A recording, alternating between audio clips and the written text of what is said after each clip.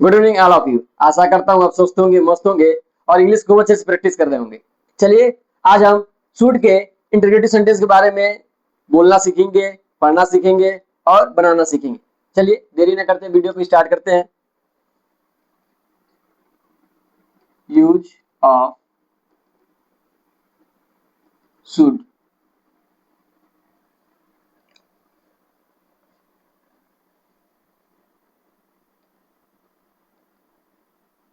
Integrative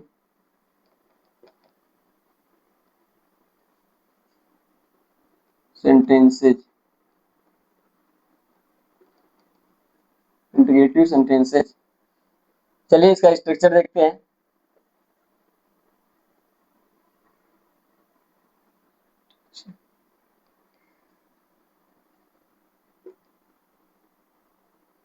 should plus subject plus verb की first form plus object. Clear? यहाँ पे question mark भी हो सकता है। शुड का प्रयोग इंटरेटिव में कैसे करते हैं?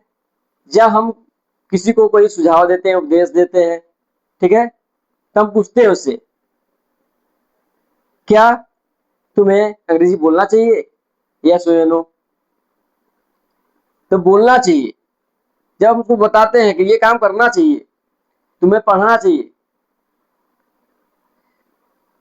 क्या तुम्हें बाजार जाना चाहिए? यस या नो। तो जब हमारा आंसर यस या नो में आए उसको हम क्या बोलते हैं? इंटीग्रेटिव सेंटेंस बोलते हैं। पर शुड का प्रयोग हम जब किसी को सलाह देते हैं, उपदेश देते हैं या सुझाव देते हैं उसके लिए यूज करते हैं। ठीक, क्लियर? चलिए इसको एग्जाम्पल से और अच्छे से समझते हैं और आगे बढ़ते हैं।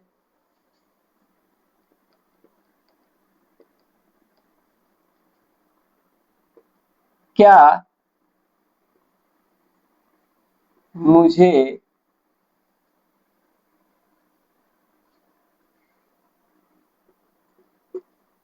अंग्रेजी सीखना चाहिए? क्या मुझे अंग्रेजी सीखना चाहिए? हम कैसे बोलेंगे? शुड। ये शुड जो है ये हमारा मॉडल है, ठीक है ना? ये सभी के साथ आएगा, ठीक है? ये क्या आएगा? सभी के साथ आएगा। ये सभी सब्जेक्ट के साथ आएगा, जब सिंगुलर हो प्लूरल हो सभी के साथ क्या आएगा? शुड का प्रयोग हुआ। तो शुड आई सब्जेक्ट हमारा क्या है? आई। शुड आई, उसका मेन वर्ब क्या है? सीखना। मेन वर्ब क्या है? सीखना। तो सीखने के लिए अंग्रेजी क्या होती है? Learn. Learn. Should I learn English? Should I learn English? क्या मुझे अंग्रेजी सीखना चाहिए? क्लियर? हमारा पहला एग्जाम्पल था। दूसरा देखते हैं। क्या उसे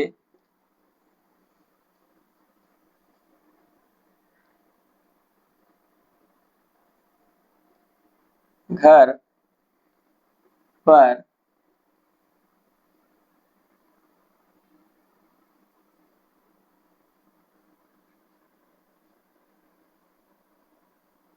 होना चाहिए? क्या उसे घर पर होना चाहिए?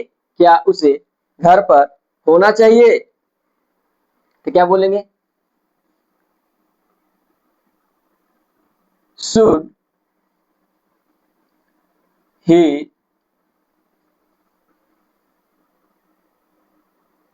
बी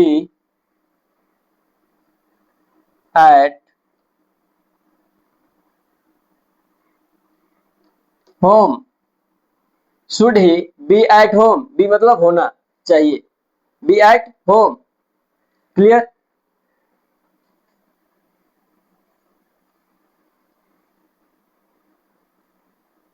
क्या हमें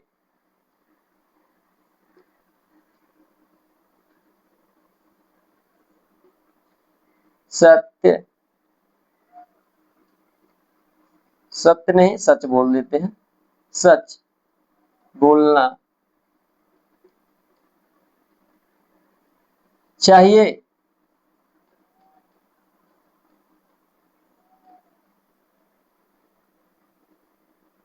क्या हमें सच बोलना चाहिए या एब्सोल्युटली राइट बोलना चाहिए? तो कैसे बोलेंगे इसको इंग्लिश में? Should we speak the truth? Clear? समझ में आ रही है चीजें? एकदम आराम से चलेंगे। देखिए एकदम रूल के हिसाब, स्ट्रक्चर के हिसाब से है। सब्जेक्ट, शुड, सब्जेक्ट, सब्जेक्ट के बाद मेन वर्ब, मेन वर्ब के बाद ऑब्जेक्ट। क्लियर? एकदम सेम टू सेम है, जैसे शुड में है वैसे ही हम सॉरी जैसे स्ट्रक्चर में है वैसे ही हम बनाते चल रहे हैं।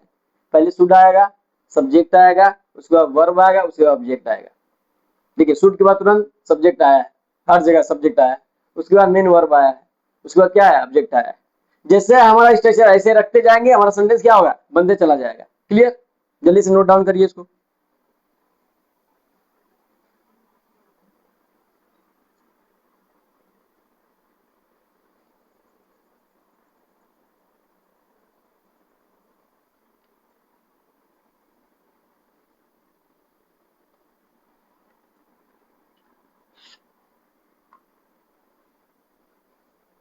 चलिए आगे बढ़ते हैं।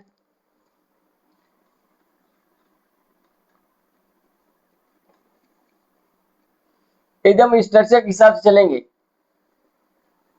जैसे जैसे स्ट्रक्चर दिया है उसी स्ट्रक्चर के हिसाब से हम चलेंगे, हमें इंग्लिश बोलना चला आ जाएगा और हम क्या है सेंटेंस बना पाएंगे भी। क्लियर? चलिए और आगे देखते हैं।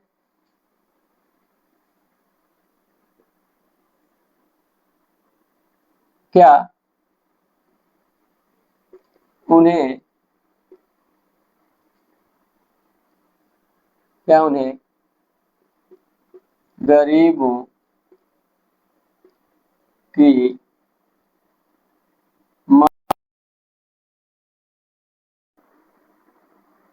करना करना चाहिए? क्या उन्हें गरीबों की मदद करना चाहिए?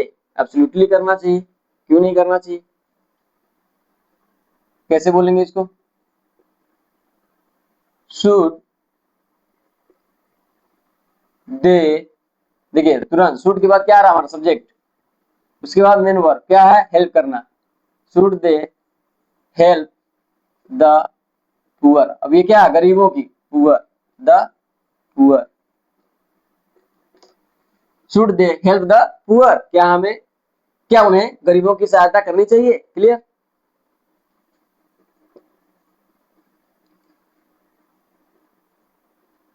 क्या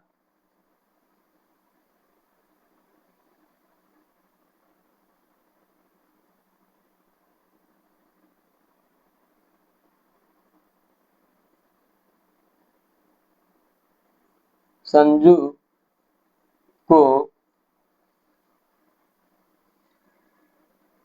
क्या संजू को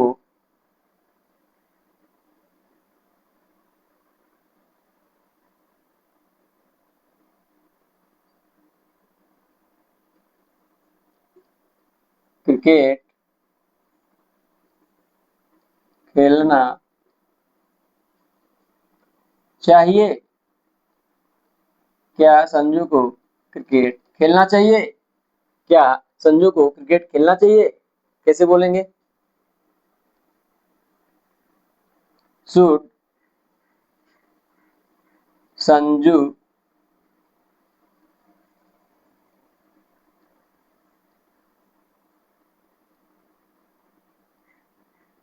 प्ले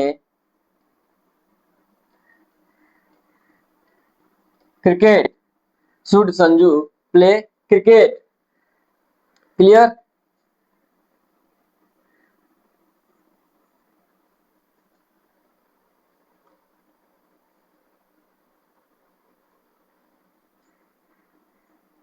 एक और देख लेते हैं। क्या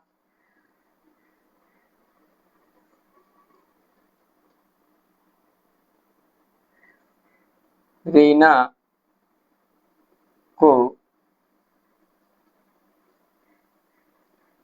किताब पढ़ना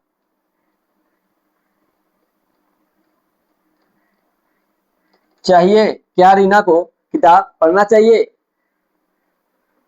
कैसे बोलेंगे? शुड, उसके बाद सब्जेक्ट देखिए, शुड के बाद तुरंत सब्जेक्ट आ रहा है, रीना, उसके बाद मेन वर्ब, वो क्या है? पढ़ना चाहिए। Read the, read the book. Clear? देखिए कितना आसान है, हम स्ट्रक्चर के हिसाब से तो बना रहे हैं, सेम टू सेम आ रहा है, कुछ कहीं कुछ नहीं करना, बस स्ट्रक्चर के हिसाब से हमको बनाते चले जाना है। शुड, सब्जेक्ट, उसके बाद मेन वर्ब, उसके बाद ऑब्जेक्ट, हमारा सेंटेंस क्या होगा? आसानी से बन जाएगा। आशा करता हूं ये सभी चीजें आपको समझ में आई है। समझ में आई तो ज्यादा से ज्यादा इसको लाइक कीजिए, शेयर कीजिए, सब्सक्राइब करना मत भूलिए। ठीक है? और ऐसे ही इंग्लिश हमारे साथ सीखने के लिए जुड़े रहिए। थैंक्स फॉर वॉचिंग, मिलते हैं नेक्स्ट वीडियो में, और अधिक से अधिक प्रैक्टिस कीजिए।